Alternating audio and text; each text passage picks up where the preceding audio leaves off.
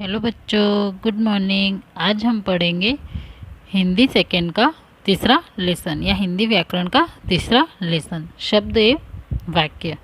आगे हमने इसी लेसन का पढ़ा था कि शब्द किसे कहते हैं, तो दो या दो से अधिक वर्णों के सार्थक मेल को शब्द कहते हैं। आप लोगों को ये समझ में आ गई होगी।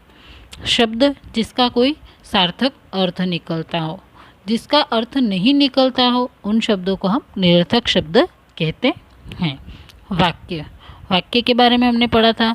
जिस प्रकार वर्णों के सार्थक मेल से शब्द बनते हैं, उसी प्रकार शब्दों के सार्थक मेल से वाक्य बनते हैं।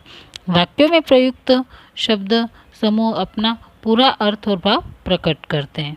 हमने पिक्चरों के माध्यम से भी इसको समझा था।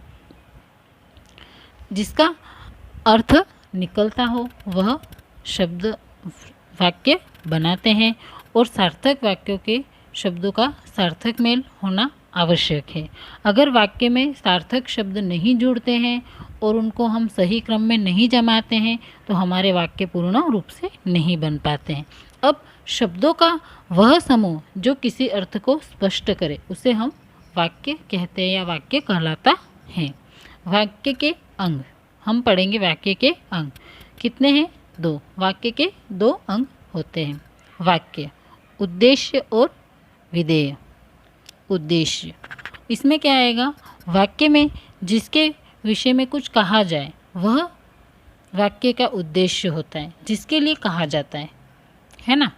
पिछले पृष्ठ पर चित्रों के साथ दिए वाक्यों में सब्जी वाला, सूरज और गिलास के बारे में बताया जा रहा था। इन तीनों के बारे में बताया जा रहा था। ये क्या होंगे? अतः ये उद्देश्य होंगे। क्या होंगे? उद्देश्य।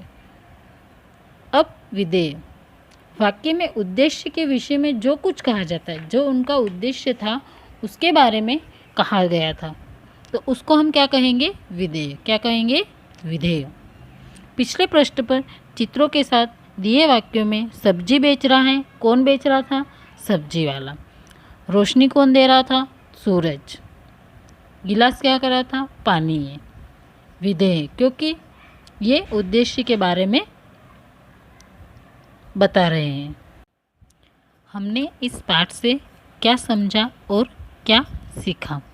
वर्णों के सार्थक मेल से शब्द बनते हैं। इस पाठ से हमने ये सीखा कि शब्द किससे बनते हैं, तो वर्णों के सार्थक मेल से शब्द बनते हैं।